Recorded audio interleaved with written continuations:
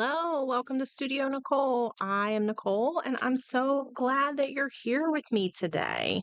I am flipping through some of the many, many photos that I took while we were on vacation last year at Universal Studios in Orlando, Florida. I do have two big bins of photos, um, packages, not bins, and I think I want to start working on this journal. I usually work on my vacation journals way ahead of time, and this one just didn't happen. And so now I'm kind of, I'm a year past the trip at this point, but I think it's going to be okay.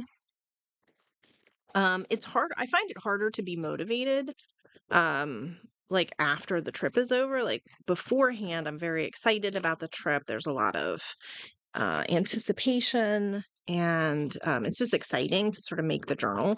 But I just had a lot of other things going on, and I didn't get a chance to really do that. After the trip is over, it's not as motivating for me. I'm kind of sad that it's over, actually. But I think I'm gonna try to look at this like just as like looking back on the experience. Like I am not planning any trips this fall. We don't have like a family vacation planned this year. And so this is um I'll be like living vicariously by looking back at my vacation photos from last year. That's my plan anyway. Um, this project has been on my list for a long time. I took it with me to Pennsylvania, and it was one of the things that I wanted to do this summer while I was off campus, off contract for the summer, and I just haven't tackled it. I really spent most of the summer either working on Pages Unbound, the retreat from a couple of weeks ago. It's hard to believe it's already like a couple of weeks in the past. Or organizing my studio. And that's really been my big project of the summer is getting the studio in some kind of working order. It was such a mess for so long. Having workshops outside of my space where I had to like take materials back and forth really kind of threw off my workflow, and I had to change a lot of the ways that I stored things. So it's taken me a long time to get the studio into some kind of shape, but I'm pretty happy with where it is right now. Excuse me. Pretty happy with where it is right now. I spent all day yesterday filming like this massive 2 or 3 hour long um video, kind of organizing some of the paper. I moved my laptop to another part of my office, or so you could kind of see like a wide angle view of the studio as I was working. And it has been a disaster trying to edit it. I'm trying to learn a new editing software, and it's just not. It's so complicated. Very granular. Everything feels like a fight. And I also somehow my like recording screen, it only recorded like a quarter of my desktop instead of like the full desktop. I only recorded like a little bit. And then when I moved my laptop, um, I disconnected my microphone and it didn't default to like the laptop mic, so I don't have sound for like the last 40 minutes of the video. And I did take some videos on my phone, but they are the wrong format to edit in this new program that I'm using, Caden Live. It has been an absolute disaster. Like everything that could go wrong with that has gone wrong. So I think I might. I'm really tempted to scrap that video entirely. Just trash all of that footage, and maybe just do a new video showing off the finished product. Like, here's my current studio organization. This is everything I've accomplished. But in the meantime, I needed a win. Like today has been a really frustrating day for me. Trying to get all this together. So I wanted a project that I felt like I could make a little bit of progress on and feel really good about, and this feels like a good one. So this is going to take me a very long time to make this journal. This is not going to be like all edited into one super fun video in 10 minutes. You'll be able to see the finished journal. That's unfortunately not how I work. I work in real time, usually, and making a journal like this is a process that will take multiple sessions of me kind of working through it. So the first thing that I did, obviously, was I cut the cover off of this book, America's Constitution. It's not one that I will be reading, and I'm gonna just recycle the guts, and use the cover for this project. I think it's a nice width. The spine is pretty wide. I did consider some other alternatives, but in the end, I decided to go with this. We went down and visited Epic Universe, which is the new Universal Park that opened last year. I think it opened in like April or May of last year. And we were very, very excited about it. It has like a celestial theme, like the sun and the moon. And so that's why I think this paper is so perfect for this journal. And so I'm going to just be picking out some background papers, um, and then I'll go from there. I really do like these designs, but they are cut aparts. Maybe I'll just pull them out and I'll put them with like the ephemera, right? I'm not going to use these as background pages, but I do want to build the journal out of. I do wish these were two-sided. They're not. The backs are all blank, so I don't love that. But I do want to use this color theme of like navy blue and gold, and I love these pages. So I'm going to pull out as many of them. Well, look, there's an extra one. I didn't mean to pull that one out. Put it over here too. Um, I don't know. I don't want to use every single paper. So I am trying to sort of be, because I have a ton of other pages that I want to include as well, like ephemera from the actual trip. So I'm trying to be mindful and not overload this journal, which I probably will do anyway, because I always do. I love this, A Night of Magic, but the problem when you fold a page like this, like you don't get the full, unless it's the mid fold in a signature, and I don't know that I would want to even cut. Then the bot, I don't know. Do I have any? I'll pull it out anyway. We'll see. Because I might have like some nice night photographs that would go really well with that.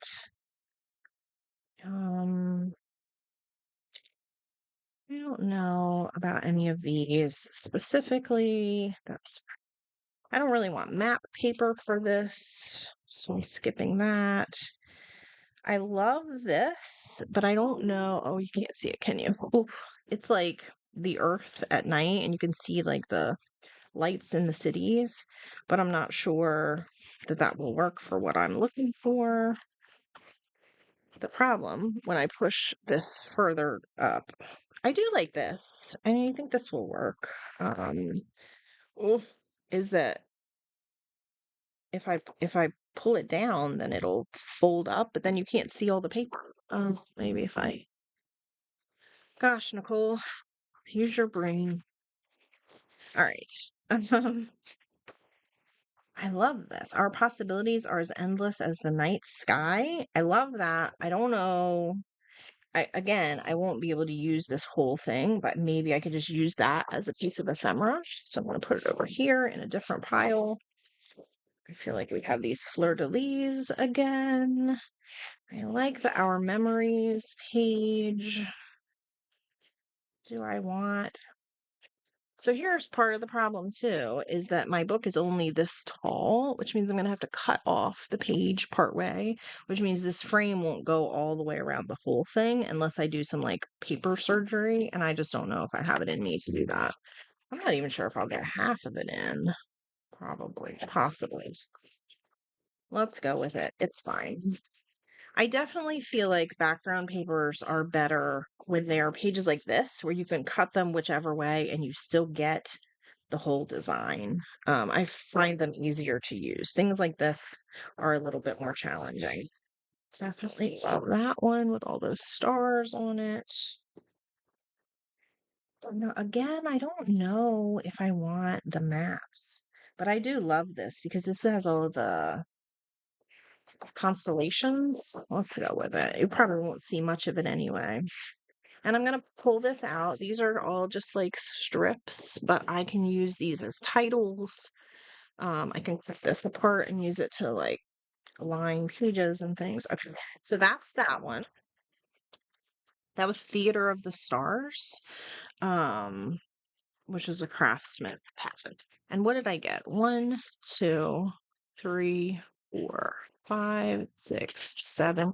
I got 8 pages from that, which once you fold them, in half, and then you've got the front and the inside back, and then the outside, you've got like 4 pages per.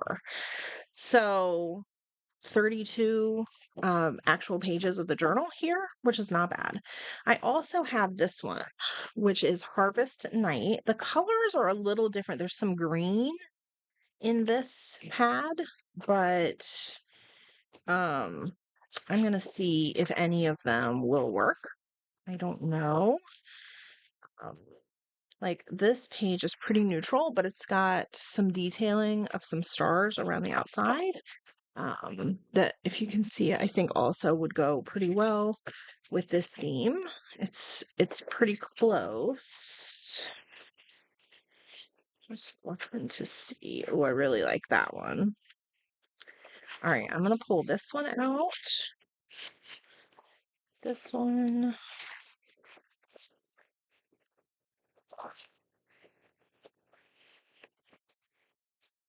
Hmm, I don't really love the moths. I'm not sure that I love that. Just looking for some background pages. I do like this, but next to the gold, maybe there's this one. Doesn't want to pull out. There we go.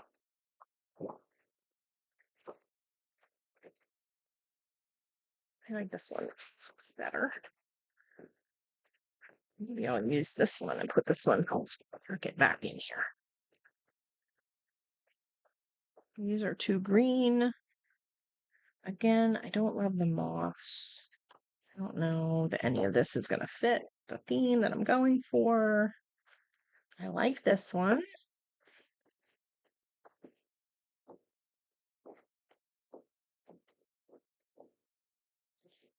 And I like this one. I think that takes us pretty much back to where we were. Okay. So that's 2 paper pads. And you know, what did I add to this? I added 1, 2, 3, 4.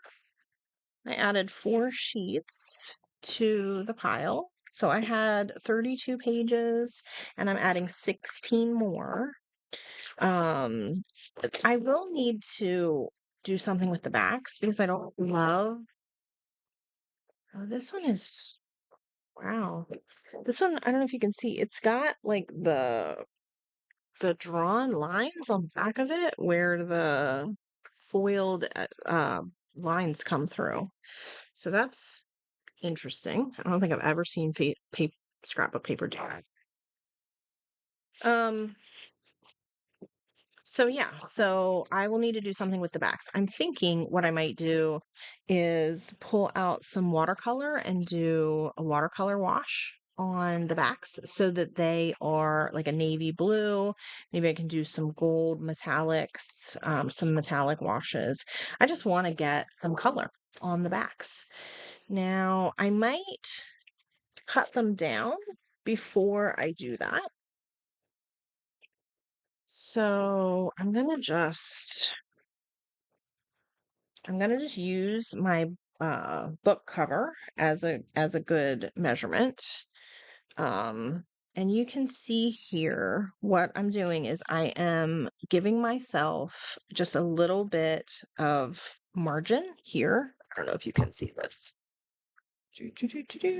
Okay, so right here, instead of lining it up exactly like this, where the inside pages would line up exactly with the cover, I am pulling the cover up just a little bit to give myself a little bit of margin because I want the pages to go, like inside the book cover just a little bit. I don't want them all the way to the edge. And then I am going to mark just inside that same little bit of amount on this side up at the top corner.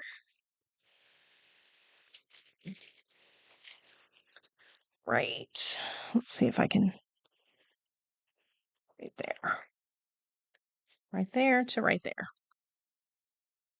Okay, so this would be the perfect time for me to use my guillotine paper cutter, but unfortunately, I don't have one. I wish that I did, but I do not. Sadly, I do not. I've been looking on Facebook Marketplace to try and pick one up, but I don't know. Like for whatever reason, I haven't been able to find one that's like in the right area, like location, like drivable, but decently priced. It just hasn't come together for me, so I'm still looking. I'm gonna have to adjust my light a little bit so that I can see what I'm doing. I have 3 sheets of paper here. I'm using just this Westcott paper cutter, and I'm gonna line up. This is the line that I marked in white, and I'm gonna just line it up with the cut line. Um, on my paper cutter. So, this channel right here between these 2 white lines is where the blade is going to go. So I want my white line lined up as closely as possible with that. Um, I'm going to use the bottom to make sure that it's in here straight, lining that up as best I can. And then I'm going to use my blade to trim off. So I managed to get all 3 pieces of paper in one cut. The third sheet is a little rough. So I don't think I would try 4. I think 3 is probably the max that I can do. Now that I have it cut once, though, it's easier to cut the rest because I can take the next 2, line one of these that's already cut, kind of up against the edge, and then I use that as my cut line. I just line that up again with the edge of my cut line. I feel like it's not straight for some reason. There we go. And then run through the other 2.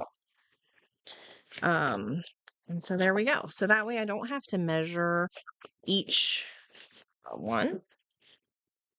I'm just reusing the one that I've cut already as a guide. So for this one and for these other ones, it really didn't matter which edge I cut off because they're all sort of random patterns. But for this one in particular, I want to cut the bottom off, not like the top or not this side. So I am I'm trying to be mindful of which direction it's all going to get lined up and cut.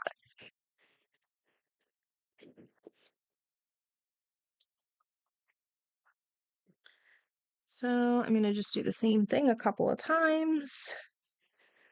Um, it is not, like foolproof, and it's not 100% perfect.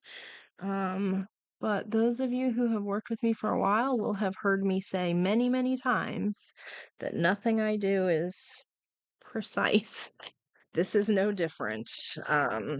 If there's, a fraction of an inch that's off a little bit, it is certainly not going to bother me. How do I want this one cut? I'm gonna lose this, put that versus doing it like this. No, I think I want it like this. Okay.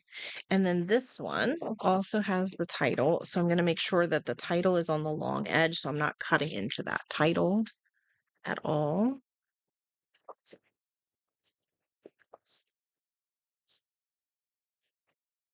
Ugh. What a frustrating week this has been for me. I have to tell you, I mean, I'm okay. I have gotten a lot done. I really don't want to complain too much because my studio looks fantastic. I've gotten a lot done. I feel really proud of what I've done. Um, I have I've made some really good progress. So I'm trying not to be too negative, but man, this new program I'm trying to learn is a it's a problem. It is I was trying to like describe the process, and the metaphor that I came up with was like trying to build a beach one sand grain at a time, like by arranging like each individual grain of sand one at a time. It is insane, the granularity of the program. um like for every single thing that I need to do, it's a whole learning process. Like, where are these tools and what is the process and where do I click and how do I do it? And man, it's been a lot, and I love technology. I'm actually like, I'm in a master's program right now, um getting like a second master's degree in educational technology. I already have an instructional design and technology certificate. So technology is not the problem inherently, but shoo, some things are definitely built with user friendliness in mind, uh, and other things are not. So before I start painting, first of all, I'm never going to get rid of these. Okay. These cut edges I will use them in other places. So for example, on the back of this, maybe I would use this as like a pocket, or along the edge as a pocket or a flip. Or I might use it, cut it off and turn it into a tag or something. So I always keep the cut edges of the papers because they already coordinate, and it will just help to bring the whole project together and make it cohesive. So I'm going to keep these. I'm going to test, excuse me. I'm going to test the width of this to see if I need to trim any more off of this edge, because what I don't want is for a lot of the paper to be hanging out of the edge. So I'm going to sacrifice um, one sheet just to see.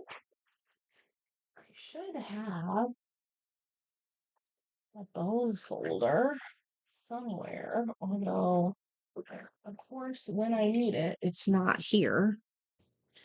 Just using a scraper. I also sometimes will use like the back of my scissors. Like, I would just take my scissors and like run the handle part along the crease. So you certainly don't need a bone folder at all. I just feel like I just recently saw one and tucked it in my little toolbox here. Oh, here it is. I was like, I know I just saw it. Okay, so this is gonna work. Look at that. There's no overlap. Now, obviously, it's gonna go in all the way to the signature. And when it's closed, we just want to make sure that it's not like sticking out of the book. I don't want this situation. I want it to be like fully in the book, and it looks like it's going to be perfect. So I don't need to cut any more of these pages. I'm gonna leave them this size, and I am going to do something with the backs. This is where it gets fun. It gets a little mixed media-y. You don't have to do this part. Absolutely, you could just not. You could potentially use like a makeup brush and an ink pad, and just, like distress your edges or make them a little neutral, or you could stamp or you could stencil. You can do all kinds of things to the backs of your pages. I have done all of those things in the past. Today, I want to do watercolor. I'm just feeling it. So I'm actually going to pull out my bigger watercolor set that I don't use as often. Um, this is Kuretake. Let's see. Tambi Gansai. It's got to be on here somewhere. I don't want to like lose it, but I don't know. I don't know. Um, I knew it. I know it's Kuretake, and I'm gonna get all the rest of it wrong if I try. But I think I really like that it has these really deep, like this one says indigo, and this is blue gray deep, and this one is Prussian blue. I'll probably use a combination of these three. So make sure I'm facing the right way. It looks like it's going to be these three right here. And then it does have a gorgeous gold that I might use some of as well. Um, so I'm going to wake these up a little bit with a little bit of water. I don't need to get the whole palette wet. I could, but since I'm really only planning on using these few, I'm just going to get these wet. Let that water soak in for a minute. Let it soften the paint while I get my stuff together. I want to move the pictures because they don't need to be part of this. I don't need to get them painty or wet. I'm going to move my cover and my page edges. I'm going to put my paper cutter back. All these things. And then I'm going to grab a big piece of scrap paper.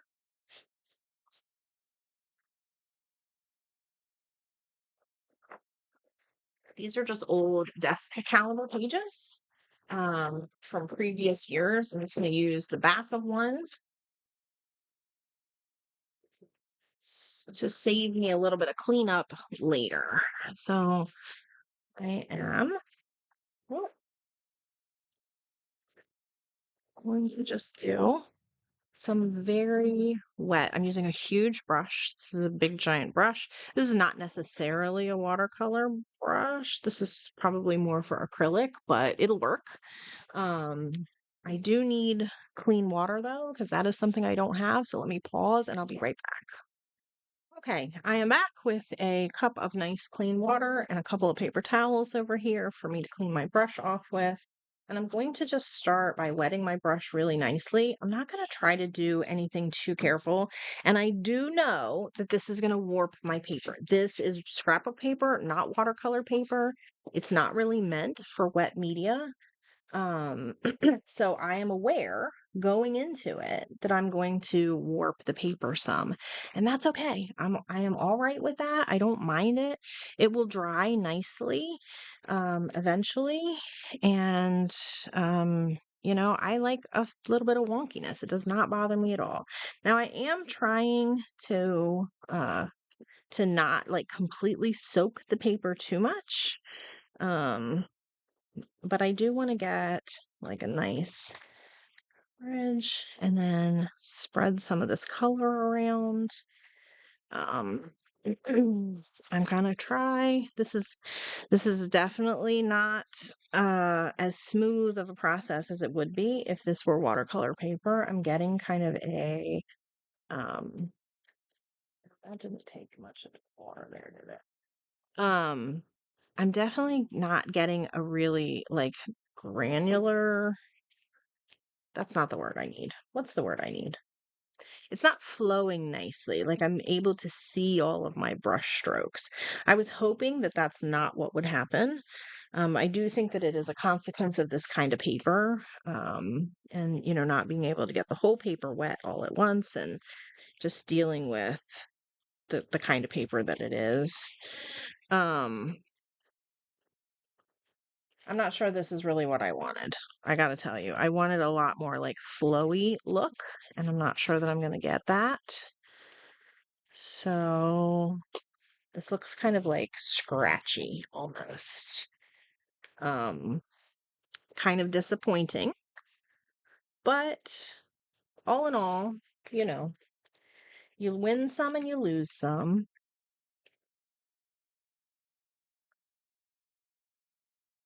And this might be a lose some situation. I just am not sure that this is giving me really what I wanted. Uh, I probably will keep this one, but I'm not sure that I'll do many more like this. I gotta say, I'm gonna probably move on and try some of those other techniques that I mentioned earlier because this was an experiment and it's not great. Um, so yeah, a little disappointing. But all in all, like I said, one page out of the whole book, it doesn't really matter. I can always cover this up or go back in with ink later or do something different. So, alas, that's how it goes sometimes. Um, I'm not even all that sad about it, really, because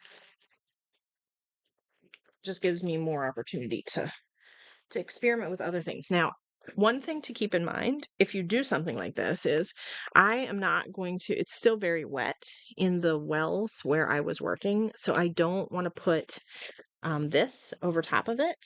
And I want to let it completely dry out before I put this away. Just keep that in mind if you are ever working with watercolors. You want to leave it open, let them dry completely before you move on. All right, plan B. What do we want to do? I guess I'm going to need to get um, I probably will go rummaging through my stencils and my stamps, and I'm gonna pull out some ink pads in a color palette that I think will work. I could use some sprays. I do have a bin here of ink spray. Oh, sorry. Spray inks. I think these might end up being too like vivid a color. I don't know if I have anything that's gonna give like a navy kind of vibe.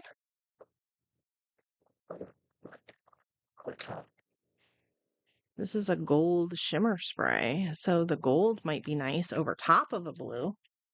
Um, the I don't know. I don't know what I'm gonna do. We're gonna experiment though. We're gonna see. I've got probably another 15 minutes or so before I have to pack this up and do something else. So let me go dig through my supplies as quickly as I can, and I'll be right back. Okay, I have a midnight blue stays on and a yellow. I'm not sure how that will go, but I got those out. I got my gold and I've got distress ink in stormy sky that is apparently leaking.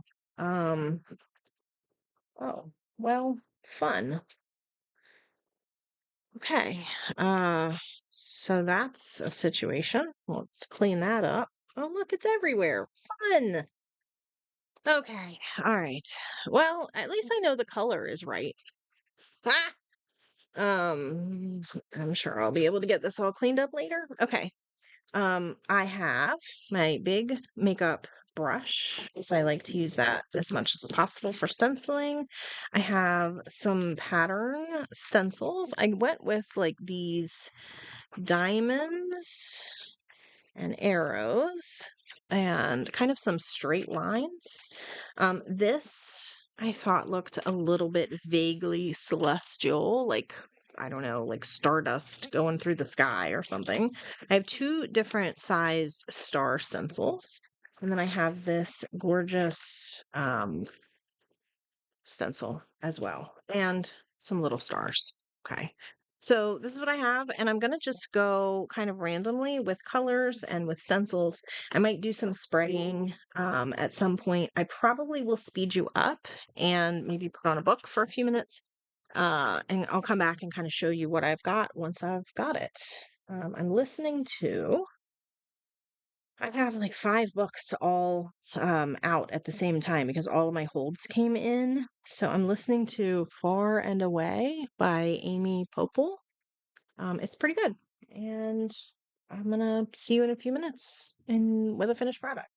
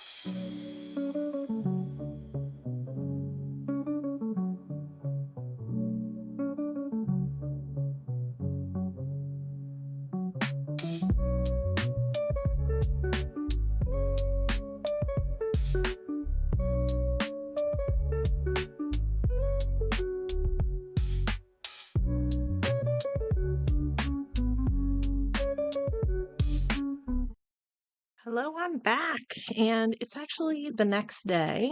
I got interrupted yesterday right as I was finishing up, and I didn't get a chance to film the end of the video, but that's okay.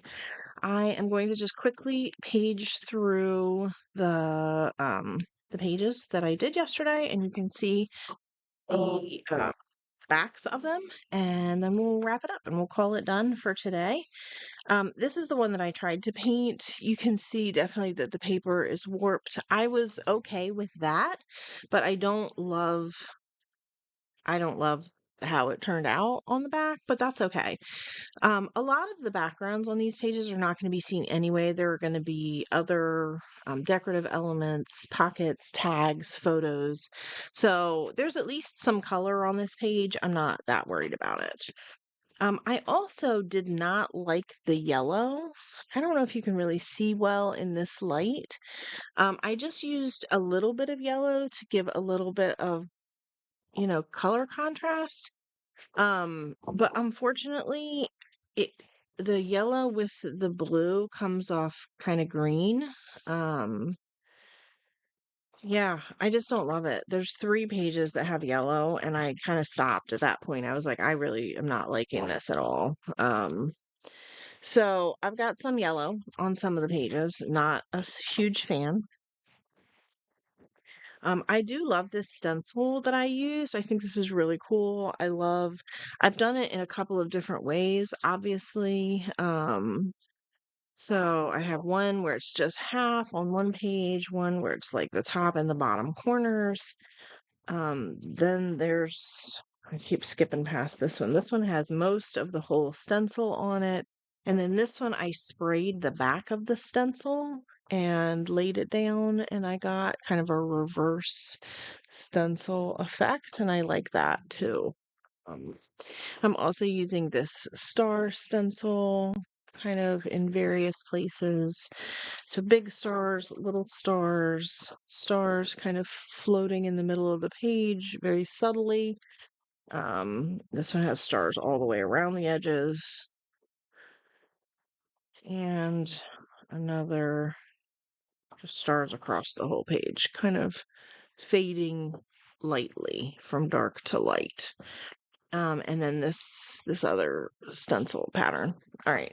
So those were my pages that I finished yesterday. All of these are going to be folded in half. They're going to be incorporated into signatures in the Epic Universe Journal, along with all of these other papers that I have. And there are a lot of other papers. I have bags and maps. Um, and this is the map. Then I've got a ton of bags. Then I have some papers from Discovery Cove. I just have a whole bunch of things. I don't want to drag this whole bag out right now and make a mess because I'm getting ready to leave. Um, but I did want to just wrap up this part of the video, and I will be back next time around gathering the other pages together so that I can actually put my signatures in place and sort of order the pages in the way that I want them. So that's the plan for next time. Thanks so much for being here, guys. I'll see you in the next video.